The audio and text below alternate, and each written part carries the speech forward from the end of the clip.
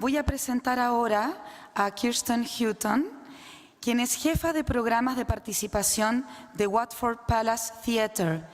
Watford Palace Theatre, adelante. Muchas gracias.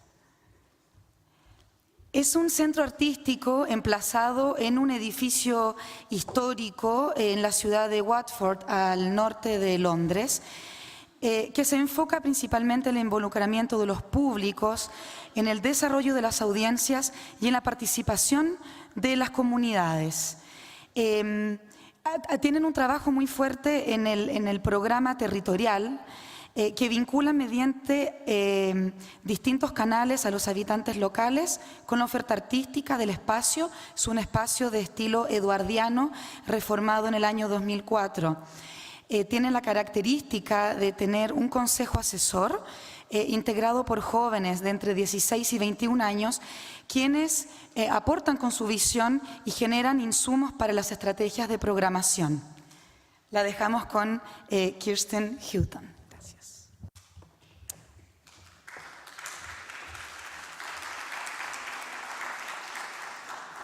Good morning, and thank you very much for inviting me to be here. I'm really, really delighted to be talking to you about the work of Watford Palace Theatre. And I just want to reference the talks we've just heard, because there are going to be resonances that you hear with the work that I'm doing and talking about with what we've just heard this morning.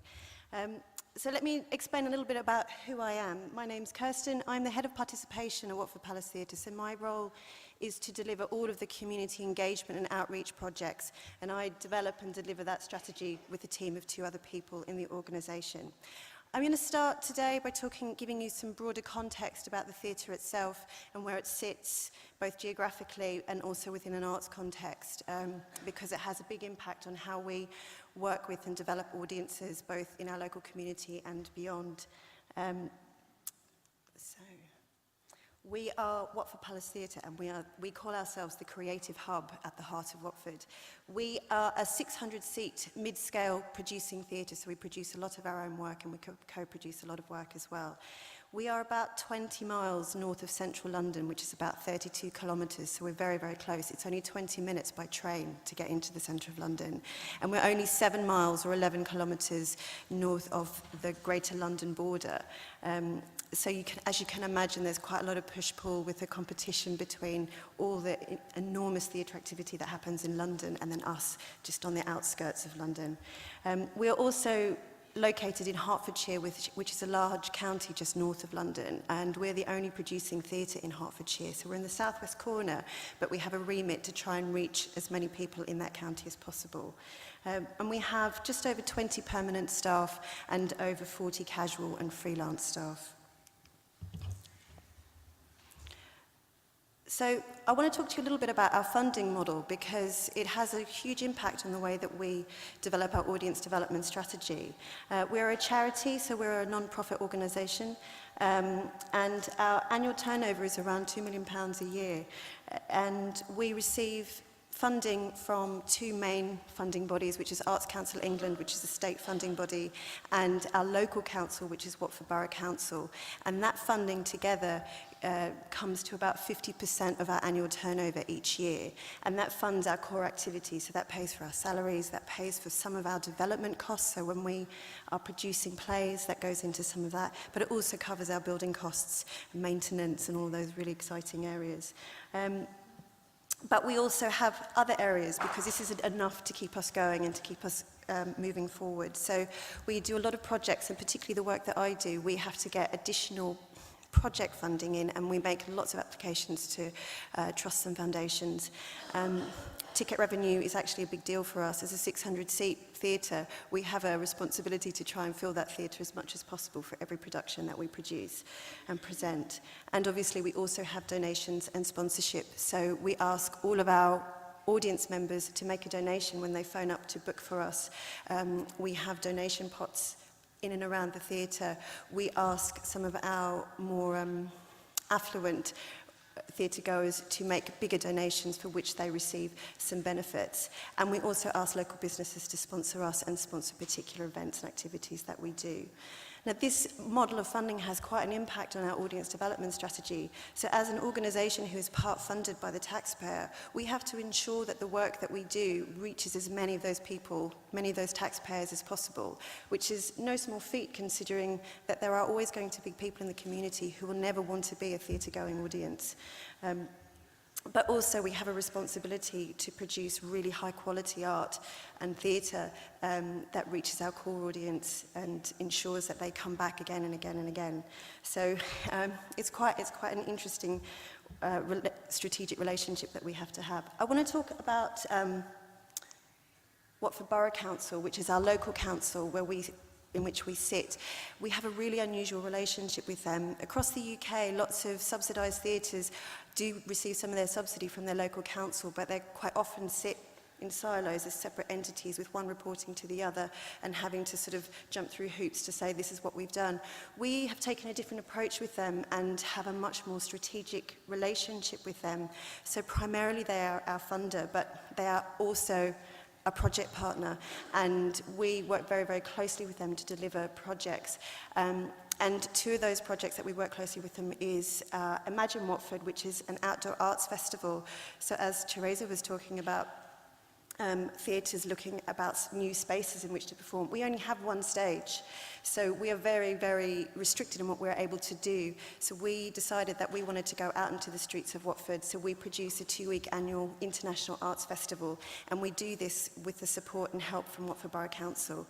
Additionally, we have just taken on their events programme, so they've just refurbished all of the main street in Watford, so it's now a pedestrianised street, and for every month of the year, we're going to be producing a large-scale interaction event. Some of it will not be arts-based, so at Christmas time, when it's winter, there will be an ice rink outside. But we will also be doing other arts events, so we'll be doing a big dance event, a big singing event, a big musical, cross-community musical event. We're going to be doing a very large event for Diwali, which is the Hindu Festival of Lights, which my team will be working on, and I'll come to in a bit later. And we have a very strategic relationship with them, so we work very closely with them. We have regular meetings with them and regular reporting back and forth with them. And as a result of that, we are the only funded organisation that Watford Borough Council funds that in the last 3 years has not seen a cut in its funding. So all of the other organisations have either had a 100% cut or an 80%, 50% or 20% cut. And I'm not saying that we won't have a cut in the future, because as the squeeze comes in all across the country, continues to come in all across the country, that may happen, but we're in a very, very strong position with them. So Watford Palace Theatre operates a mixed model of operation, and we say that we deliver 4 main art forms. Theatre, obviously, it's our lifeblood, it's who we are, but we also program dance. We present mainly quite a lot of dance and generally contemporary dance, but we've also started commissioning, and particularly commissioning dance for the outdoor arts. We also screen film. We had a film screen installed a couple of years ago, and we screen anything from your latest blockbuster to live streaming and as live streaming. So we stream productions and performances from the Bolshoi Ballet, from the Sydney Opera House, from the Royal Opera House, from the National Theatre in London. And this has been an extremely brilliant way in getting more and more audiences to come through the doors into the theatre, and then sometimes they even buy a ticket for something that is live. And then the outdoor arts, which is Imagine Watford, which is our 2-week annual festival, and we present world-class outdoor art. But this also enables us to support emerging artists in the outdoor arts. So there are 4 strands that we use that help deliver this. The first 2 kind of go together hand in hand. It's producing and partnering. So we are a producing theatre. We have our own set building workshop. We have our own wardrobe. We are able to produce a show from scratch. But producing is very expensive, and we generally can't do it alone. So we like to partner with a lot of other organisations, because it also diversifies what we are able to produce and present. We produce or co-produce between 12 to 15 productions annually, and some of these to go on to tour nationally and some internationally. And in fact, one of the shows that we co-produced about 3 years ago is still touring around the world. We present quite a lot as well, so the work that we cannot produce, we present, so namely a lot of dance, but we also present up to around 15 different theatre productions each year, and that might be for one night in the theatre or for a week-long run. And participating, which is my world, and we do a lot of work that doesn't happen on the stage, but we also produce a lot of work that does happen on our stage. So we produce 2 youth theatre productions a year, which are professional productions where the only people who aren't professionals are the performers. They're young people who are auditioned from around the county. We also produce a touring production that tours to schools. Sure. I've been asked to speak slower. I will try. We produce a touring production that is a professional production that tours to schools around Hertfordshire, so it goes into schools itself, and students are able to experience high-quality live theatre experience in their own school. And we also produce 4 community celebration events each year, and I'll go into more detail about those and what they are in particular. And obviously we deliver a range of projects that don't happen on the stage. So, community engagement. There are lots of strands to our community engagement. And I just want to define participation and community engagement, because I think participation can sometimes mean audiences, it can mean everything, but also it's, for me and for us and for Watford Palace Theatre, it means not necessarily audience members, but anybody who takes an active role in the creation of an arts experience. So from an amateur performer to young people to committee members who are helping us to shape the work that we place on our stage. So the strands of work include schools. So we work with primary and secondary schools. I do a lot of teacher training, so I deliver workshops for teachers to teach them how to implement creative arts practice in their own teaching. We work with colleges. We have a partnership with our local further education college where we work together and provide in-kind services for each other. And young people are pretty much at the heart of what we do. So we have 3 different types of youth theatres, so groups where young people come together and learn theatre skills. I've talked about our youth theatre that performs on the stage. We also have an open access youth theatre for 5 years to 18-year-olds who meet weekly, and they are able to come each week and learn theatre skills, and they have opportunities to perform on the stage as well. But we are also setting up a new set of youth theatres for teenagers that will take place in community centres around Watford. Watford has 4 of the most deprived areas in Hertfordshire where transport and finance are a real barrier to people coming to the theatre and participating in the theatre. So we are setting up youth theatres in those areas to encourage people to engage in arts practice, and those youth theatres will be free, and we will also be paying for those young people to come to the theatre to experience live art at the theatre as well, which is really exciting. We also do a huge amount of work with communities, and we run the community celebrations, which I will go into more detail later. We have a choir for adults, and which is open access. They don't need to be able to read music. They need to kind of be able to sing. It's, you know, it's up there. And we also open the doors to community groups. So community groups who want a place to meet but don't have any funding to pay for space to hire, we give it to them for free. And it was interesting, Fernando talking about trying to access the Chinese community yesterday. We have struggled for 5 years to try to access the Chinese community, but as soon as we opened our doors regarding our space, using our space, we now run, well, we don't, but they run their Chinese language classes there once a week and their elders group once a week. And suddenly they're now talking to us about the different types of work and partnerships we can do with them. So after 5 years of graft, it's been a success, which is brilliant. And then the other one is we run one-off bespoke projects, and these are usually large-scale projects.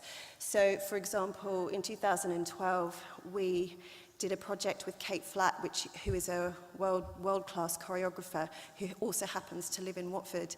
And she came to us and said, I'd like to direct a piece that is based on English folk dance, and I want to work with professional dancers and singers and musicians and participants. And I said, how many participants? She said 70. And I said, how old? She said, from 7 to 70 plus. I went, okay.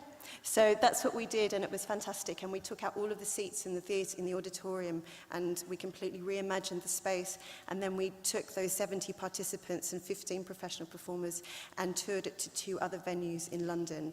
It was no small undertaking, but immensely rewarding for everybody. So how does this relate to audience development? Well, we have 4 strands to our audience development strategy. Programming. So we have to make really, really careful decisions about our programming to ensure that there is a real mix within the program throughout the year that appeals to families, to adults, to our core bookers, to our diverse communities, and to young people. Community engagement, which I've already been talking about for a little bit. Staff training is also very, very important. And staff development. We found that if everybody across the staff, from our marketing teams to our stage managers to our lighting guys, if everybody has a sense of who our audiences are and who we want to attract as an audience, and really understands who they are, that really, really helps in engaging and mobilizing the entire organization to supporting our audience development strategy. And we also work with partners, our strategic partners. So Watford Borough Council is obviously a strategic partner, but we also work with non-arts agencies, so people who have contact with those community groups who we are trying to bring into the theatre, which has been vital in us developing those audiences. So we needed to look at our audience demographics and the census demographics as well for Watford. Our audience, Watford Palace Theatre's audiences, are largely made up of Watford residents, North London residents, and residents of towns within a 30-minute drive time of the theatre. We have a real challenge, as I said before, of competing with London, the London scene, being so close to it, and we need to find ways to keep Watford residents in Watford. Also, there's this really strange thing, because Watford has quite a large business community, so half of Watford, every morning, half of Watford leaves Watford and goes into London, but then they are replaced with Londoners coming into Watford to work. So we need to, we want to try and keep the Londoners in, so the workers who are from London in, but we also want to ensure that our Watford residents come to see us as well. Watford has a really, really large culturally diverse community, so people from different cultural backgrounds. In 2001, the National Census said that 21% of Watford's population identified themselves as being non-white or non-British. And in 2011, this had increased to 38%, and across Hertfordshire it was 20%. And to give you some perspective, the national average sits at around 14%. So we are much higher. We're around 2/5 of the population is from a non-British background, who therefore do not necessarily have the same theatre-going culture that some of the other people in the other residents have. And additionally, in 2001, 8% of the population were aged between 18 to 24. So what we did was we needed to look at where our audience figures did not match the national census. And we realised that in 2008 our audience was declining and not growing, because it was mainly an older audience. And an analysis of the population revealed that we weren't reaching most of the local community. And so we had to do something about it. In 2008, Watford Palace Theatre only reached 3% of its audience were identified as being culturally diverse, so only 3% of our audience said that they were from a non-white or non-British background. And for young people, we were only reaching 5%, and that is children and young people up to the age of 25. So we had a lot of work to do to try and increase those audiences to ensure that we were reaching all of our taxpayers and as many people as possible. So we looked at audience development strategy, and we implemented quite a far-reaching community engagement program that tried to tackle some of these issues. So I'm going to talk about 2 areas that we've done, one with young people and one with culturally diverse communities. So I'm going to talk a little bit about young people in general, and then I'm going to focus specifically on our Young Producers project.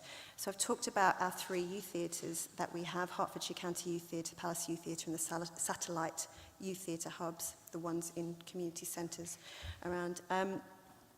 We also run a discount ticket scheme for young people aged 16 to 25. So anybody who is 16 to 25 can sign up to our scheme, which is called Rumour. And I'll explain how it got that name in a minute. And if they sign up to the scheme, they qualify to have a £5 ticket to any show and a £4 ticket to any film. And if you think that, you know, our average ticket price is anywhere from between £15 to £27, this is quite a good deal for young people. They also get discounts at our bar and that kind of thing. We also have a Youth Ambassadors scheme, so where we empower young people to support us in our audience development for young people. So we recruit young people aged 18 to 25 to advocate our work to other young people and go wherever it is that young people hang out, because apparently we don't know where that is, to talk to them about our work and to try to encourage them to come. And they are incentivized to do this because we pay them to do it, but it also empowers them to talk about our work and feel some ownership about the work that we do. And we also provide a lot of work-based learning opportunities, from week-long work experience to year-long work placements where they are mentored by staff. And then we have our Young Producers program. So this used to be our youth board, and we realised when we were talking about how are we going to engage young people, what are we doing, what aren't we doing, what can we do to engage young people? And we looked around the table and we realised that nobody had been a young person for quite some time.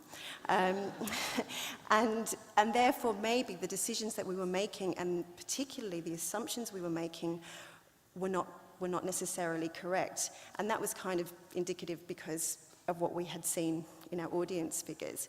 So we developed this idea of having a youth board, which was made up of school students, namely, so teenagers from 14 to 19, some up to the age of 20, where they met monthly, and we consulted with them on the initiatives that we were trying to do in the theatre. And it was brilliant, and the youth board were the ones who helped us to develop the Rumour scheme, which continues and is growing, and we're now trying to spread it out across Hertfordshire and get other organisations involved in it. But one of the main problems we had with the youth board was that we were getting loads out of it, but the young people themselves weren't getting so much. So we were taking but not giving back very much, and therefore we found retaining those young people and retaining their interest in the work was difficult. So we realised we needed to come up with a model that enabled us to give something much more productive back to them, back to the young people.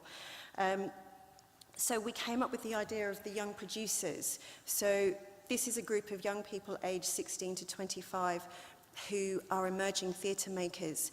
Some of them are still at school, some of them have left school, some of them are working, some of them are at university, some of them have left university.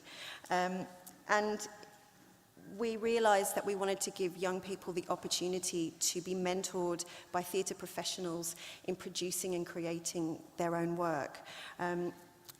And at this particular time in the UK, it's really important because youth unemployment is at an all-time high, and the biggest currency for getting work is not necessarily just a qualification, but it's experience. So we wanted to be able to offer really authentic experiences for young people to engage in the work and to create work alongside us. So there are three strands to the work, which is to produce their own events, to be mentored by staff, and to gain a qualification. So some of the young people, if they choose to, can undertake a qualification with us, which we can accredit them for, and it has a national accreditation attached to it. And the aim of it is to embed the work of young people across the organisation. So it's not just my team who is working with them, but it might be our head of production, it might be our front of house manager, it might be our administrator, it might be our artistic director. Everybody from top to bottom will be working with young people and understanding how they work and what they need and what they want. So this has been going, the Young Producers has been going since about September, and so far they've produced, not us, 2 events that they've come up with on their own. And the first one was a musical theatre cabaret evening. And then the second one, which was really exciting actually, was a pop-up silent disco in our local shopping centre. And we used Wi-Fi technology to do it. So passers-by would come by, log in with their smartphones, and we provided really cheap headphones because most of them got stolen.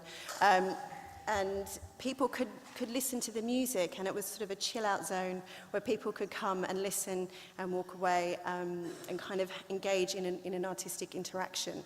And it was brilliant because this kind of activity, me as an older person would never have come up with this kind of digital engagement with the arts idea, but also it enabled us to take that risk. So this is not the type of risk that we can take on our stage in the theatre, but by empowering our young people to do this and giving them some money to do it, they have come up with already this really brilliant idea. This is the picture you can see here is before the event began. And they designed the space and created the space themselves. And they had mentoring from all of us, from all of the theatre across the board, and they took on different roles depending on what their area of interest was. So we had a producer, we had a stage manager, we had a designer, we had marketeers, etc. And it's been really brilliant. One of the other successes we've had is that we've had additional mentoring opportunities. So when they say to us, I really want to learn about casting, we got that person in and asked them to support us with the casting of one of our productions, and not just sort of doing the filing and making tea, but we actually got them talking to agents and talking about the casting brief and working with the director, which is something that we have never done before, but it was really successful and worked really well. The other thing that I am really proud of and think is really important is the theatre itself. As a charity, we are governed by a board of trustees, and this has been in agreement with the board. We have appointed 2 of our young people to the board, so they are fully fledged board members.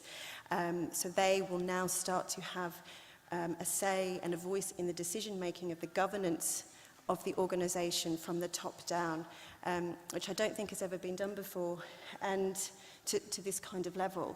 And this is really, really exciting, because what this says is that everybody in the theatre is really engaged with this and feels very passionately about how we work with young people, and we need to hear their voices more and more.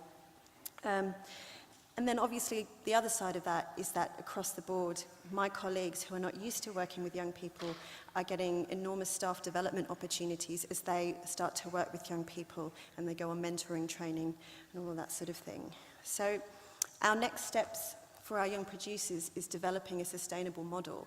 So we've had some funding to help us deliver this, but ideally what we want to do is empower them to create their own fundraising activity and fundraising model so that they can become more self-sustaining, because we don't want this just to be a single project. We want this to be a continual growing concern, and that is just part of what Watford Palace Theatre does. So I'm going to move on to our culturally diverse communities, because this is the other area that we identified where we certainly were not meeting the need in terms of our audiences and in terms of the local population. And traditional marketing methods and audience development methods were not working. We just weren't getting people through our doors. As I said, we only had 3% of our audiences were identifying as being from culturally diverse backgrounds. So we started to look at it from a different perspective and thought about how we could use community engagement to do this. So there are 4 main groups from different cultural backgrounds who live in Watford. They are the Sikh community, the Hindu community, the African Caribbean community, and the Muslim community. So we decided to produce events for each of those groups that celebrated a key moment in their cultural calendar. And rather than me go and say, I'm going to produce this event, we went out to those communities and talked to people in the community centres and told them what we wanted to do, and we talked to them about what they would like to see us do. And we formed steering groups, so committees for each event. So we have a committee for Vaisakhi, which is the harvest festival for the Sikh community, which is made up of members from the Sikh community who advise us on what we do. We have members from the African Caribbean community to present and create a performance or a presentation in October for Black History Month. We work with the Muslim community for Eid, and we work with the Hindu community for Diwali. These are a lot of work, and they're a year in the making, but what we have done and why they're so special is that we have empowered those community groups and those representatives from those community groups to program and have a day where they can program what they want on our theatre stage. We provide the financial support and we provide the production support and the project management support, but they are the ones who are programming, they are the ones who are finding the performances, they are the ones who are setting the themes and what they want it to be, and they're the ones who are deciding on what the catering is, because we provide food at all of these as well, because it's not a party if you don't have food. And these have been instrumental in increasing our audiences. The steering groups are also, they just, as a result of their influence on the projects, they are empowered and feel empowered, and they own the projects to go out and talk about them. So they then become the ambassadors, and they are our ticket agents, and we arm them with packs of tickets and go out and sell these to the community. And they do, and they bring in 400 or 500 people into the theatre because they've sold the tickets and we haven't. So it's quite a win for us in that respect. And we've also started screening films alongside the event. So a week or so on either side of the event, we also screen a film that is event appropriate for them, so it brings in a slightly different audience as well. And the other thing that I would like to say about this is that these events are for the whole community. So even though Diwali is largely for the Hindu community, we try to ensure that anybody who comes to see it will get something out of it. So I just want to talk a little bit about the case for support for this. Before the celebrations, as I said, only 3% of our audience identified as being culturally diverse. Now this stands at 23%. So in 5 years, we've had a huge increase in the amount of our audience who identifies as being culturally diverse, so non-white or non-British. And this is not just taking the audience numbers from those events themselves, but what we've seen is year on year a growth across the board of people attending other work that we produce and present. So they're not just coming to the event that's for them, but they're starting to say that the theatre is for them and that it is their theatre and their local theatre. And we feel that the community celebrations have been instrumental in removing that barrier, that perceived barrier of walking through our theatre. Our theatre is very beautiful, and sometimes it feels very elitist, I think, for some people. I think a lot of people look at it and go, this place isn't for me, this is for somebody else. And by giving people opportunities to walk through the door without having to go and buy a ticket for something that they're unsure about, we're trying to remove that barrier of actually just opening the door and walking in, which is why we empower our committees to sell tickets to their community members in their communities as well. We've also found in this, and both with the young producers and with the community celebrations, that human-to-human contact is vital. This concentration on digital media and the digital future obviously has a place, but also we cannot forget that us as humans interacting with other humans is vital, and it's so important. And as our delivery approach, it is vital. Our work with these groups also allows us to be more experimental and take risks where we are unable to be otherwise. We don't have the flexibility of smaller spaces to take as many risks as other people. So like Stephen was talking about the Nightingale yesterday, we don't have that flexibility because we have such a static space. But we use these events and the work with the young producers to allow us to experiment and to allow us to take digital risks and do all sorts of things that we wouldn't ever be able to do. What's brilliant actually is our young producers are also going to, the next event that they'll be producing will be as part of the Imagine Watford Festival, so our outdoor arts event they'll be presenting. We don't know what that is yet, I'm a bit worried. So looking, if I just carry on actually,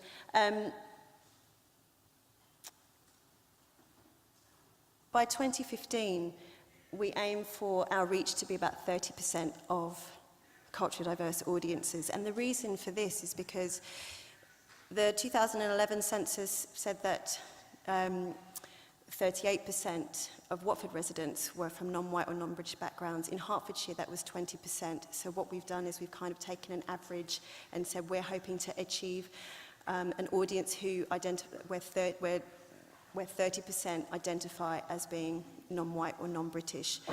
So it's a forever ongoing challenge that we face, and we have to keep reinventing what we're doing and how we're doing it. So looking at future audiences and where our future lies, because we can't obviously rest on our laurels, and as we see in the last census and we see in our audiences, that demographic is fluid, it's not static, it is constantly changing. And in the last census, there was a huge increase in the Eastern European population in Watford. So now we have to figure out a way of how we're going to reach those communities, and we're still talking about it, and we're not sure yet if the community celebrations model is going to work or not, or whether we're going to look at outdoor arts programming, or whether it's going to be particularly to do with programming in the theatre. So we're still thinking about how we're going to do this, so we'll be reinventing ourselves yet again to try and attract those audiences to come into the theatre. Additionally, Watford has some of the residents from some of the most socioeconomically deprived areas in Hertfordshire, and we have to recognise that some of those people will never come into our theatre. So we have to start looking at ways and developing what we're already doing to ensure that those people still have access to high-quality arts experience, which is partly to do with the satellite hubs and partly to do with our outdoor arts festival.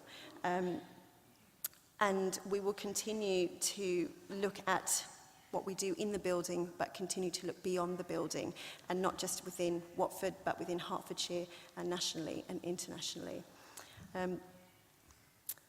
So that's it. So hopefully those case studies have been of interest, and I just wanted to say thank you very much, and if anyone's got any questions, I'll be around to talk to you. Thank you.